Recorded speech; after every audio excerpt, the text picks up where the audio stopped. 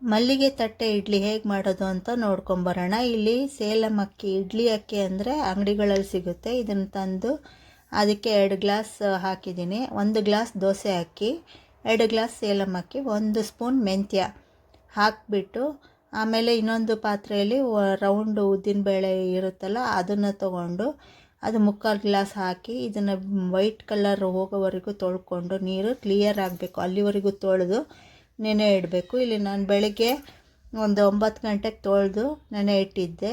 ಇವಾಗ 6 ಗಂಟೆ, ಸಂಜೆ 6 ಗಂಟೆಗೆ ರುಬ್ತಾ ಇದ್ದೀನಿ. ಇವಾಗ ಅದನ್ನು ಈ ಉದ್ದಿನಬೇಳೆ ಫಸ್ಟಿಗೆ ಮಿಕ್ಸಿ ಜಾರಿಗೆ ಹಾಕ್ಕೊಂಡು ನೈಸಾಗಿ ರುಬ್ಕೋಬೇಕು. ಆಮೇಲೆ ಅದೇ ಜಾರಿಗೆ ಅಕ್ಕಿನ ತೊಳೆದಿಟ್ಟಿರೋ ಅಕ್ಕಿನ ಅದನ್ನು ಹಾಕಿ ಅದನ್ನು ನೈಸಾಗಿ ರುಬ್ಕೋಬೇಕಾಗುತ್ತೆ. ಇದು ತುಂಬ ಗಟ್ಟಿಗೂ ರುಬ್ಬಬಾರ್ದು, ತುಂಬ ನೀರಾಗೂ ರುಬ್ಬಬಾರ್ದು. ಒಂದು ಮೀಡಿಯಮ್ ಹದಕ್ಕೆ ರುಬ್ಬಿದರೆ ಸಾಕು. ಇಲ್ಲಾಂದ್ರೆ ಅದು ತೀರಾ ಹಿಟ್ಟು ಗಟ್ಟಿ ಆದರೆ ಅದು ಉಬ್ಬೋದಿಲ್ಲ, ತೀರಾ ನೀರಾದ್ರೂ ಉಬ್ಬೋದಿಲ್ಲ. ಇವಾಗ ಸ್ವಲ್ಪ ಮಿಕ್ಸಿ ಜಾರಿಗೆ ನೀರು ಹಾಕಿ ಕೈಯಿಂದ ಕಲಿಸ್ಬಿಟ್ಟು ಕೆಳಗಡೆ ಒಂದು ಪ್ಲೇಟ್ ಇಟ್ಟು ಮುಚ್ಚಳ ಮುಚ್ಚಿ ರಾತ್ರಿ ಫರ್ಮೆಂಟೇಷನ್ ಹಾಕಿಟ್ರೆ ನೆಕ್ಸ್ಟ್ ಮಾರ್ನಿಂಗ್ ನೀವು ಮಾಡ್ಕೋಬೋದು ಬೆಳಗ್ಗೆ ಹೊತ್ತು. ಇವಾಗ ನೋಡಿ ಅದು ಹೆಂಗೆ ಉಬ್ಬಿದೆ. ಇವಾಗ ಅದಕ್ಕೆ ರಾತ್ರಿ ನೆನೆ ಇಟ್ಟಿರೋದ್ರಿಂದ ಹಿಟ್ಟು ಕರೆಕ್ಟಾಗಿ ರುಬ್ಬಿದರೆ ಅದು ಚೆನ್ನಾಗಿ ಉಬ್ಬುತ್ತೆ, ಇಲ್ಲಾಂದರೆ ಉಬ್ಬೋದಿಲ್ಲ. ಇವಾಗ ಅದಕ್ಕೆ ರುಚಿಗೆ ತಕ್ಕಷ್ಟು ಉಪ್ಪು, ಒಂದು ಚಿಟಿಕೆ ಸೋಡಾ, ಸ್ವಲ್ಪ ನೀರು ಹಾಕಿ ನಿಧಾನವಾಗಿ ಕಲಿಸ್ಬಿಟ್ಟು, ಇವಾಗ ಒಂದು ಇಡ್ಲಿ ಪ್ಲೇಟ್ಗಳಿಗೆ ಒಂದು ಬಾದಾಮಿ ಎಲೆ ಅಥವಾ ಬಾಳೆ ಎಲೆ ಯಾವ್ದು ಬೇಕು ಅದು ಎಲೆಗಳನ್ನು ಹಾಕಿ ಅದನ್ನು ಕರೆಕ್ಟ್ ಅದರ ಸೈಜಿಗೆ ಕಟ್ ಮಾಡಿಕೊಂಡು ಅದಕ್ಕೆ ಸ್ವಲ್ಪ ತುಪ್ಪ ಹಚ್ಚಿ ಹಿಟ್ಟು ಹಾಕಬೇಕು. ಇದು ಸೇಲಂ ಅಕ್ಕಿ ಇಡ್ಲಿ ಅಕ್ಕಿ ತೊಗೊಂಡು ಮಾಡಿದರೆ ಇಡ್ಲಿ ಚೆನ್ನಾಗಿ ಬರುತ್ತೆ.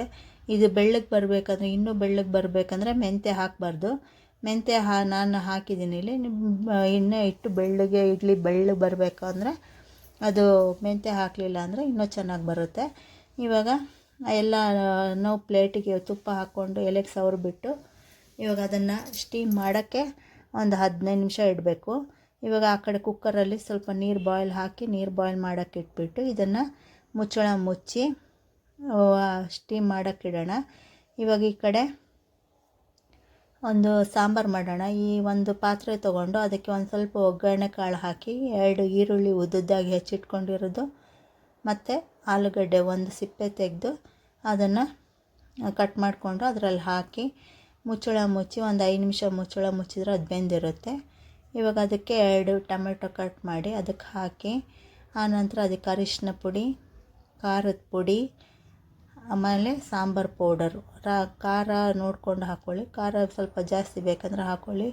ಆಮೇಲೆ ಸಾಂಬಾರು ಪೌಡ್ರು 1 ಸ್ಪೂನಷ್ಟು ಹಾಕ್ಕೊಂಡು ಇವಾಗ ಅದಕ್ಕೆ ರುಚಿಗೆ ತಕ್ಕಷ್ಟು ಸ್ವಲ್ಪ ಬೆಲ್ಲ, ಆಮೇಲೆ ಇದು ಉಪ್ಪು ಹಾಕಿ ಕಲಸಿ, ಆಮೇಲೆ ಹುಣಸೆಹಣ್ಣು ಹುಳಿ ಒಂದು ನಿಂಬೆಹಣ್ಣು ಗಾತ್ರದಷ್ಟು ಹುಣಸೆಹಣ್ಣು ಹುಳಿನ ಅದನ್ನು ನೆನೆ ಇಟ್ಕೊಂಡಿರಬೇಕು. ಅದು ಚೆನ್ನಾಗಿ ಕಿವುಚಿಬಿಟ್ಟು ಅದಕ್ಕೆ ಹಾಕಿ ನೀರನ್ನು ಹಾಕಿ, ಇವಾಗ ಬೇಳೆನ ನಾನು ಒಂದು ಸಣ್ಣ ಬಟ್ಲಷ್ಟು ಬೇಯಿಸಿಟ್ಕೊಂಡಿದ್ದೀನಿ. ಅದನ್ನು ಅದಕ್ಕೆ ಹಾಕಿ 2 ಕಪ್ಪಷ್ಟು ನೀರು ಹಾಕಿ, ಮೊದಲು 2 ಕಪ್ಪಷ್ಟು ನೀರು ಹಾಕಬೇಕು. ಅದು ಬಾಯ್ಲ್ ಆಗಬೇಕಾದ್ರೆ ಅದಕ್ಕೆ ಇದು ಬೇಯಿಸ್ಕೊಂಡಿರೋ ಬೇಳೆನ ಹಾಕಿ, ಆಮೇಲೆ ಒಂದು 5 ನಿಮಿಷ ಕುದಿಬೇಕದು. ಕುದ್ದ ಮೇಲೆ ಇವಾಗ ಈ ಕಡೆ ಸಾಂಬಾರು ರೆಡಿ ಆಯ್ತಿದ್ದು.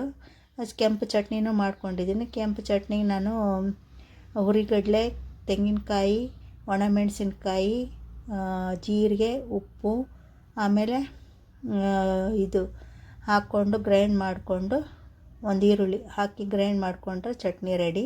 ಕೆಂಪು ಚಟ್ನಿ ರೆಡಿ ಆಯಿತು. ಇವಾಗ ಆಯ್ತಿದ್ದು ಇಡ್ಲಿ ಮತ್ತು ಚಟ್ನಿ, ಸಾಂಬಾರು ಎಲ್ಲನೂ ರೆಡಿ ಆಯಿತು. ಬೆಳಗಿನ ಬ್ರೇಕ್ಫಾಸ್ಟಿಗೆ ತಿನ್ನಿ. ಹರೇ ಕೃಷ್ಣ.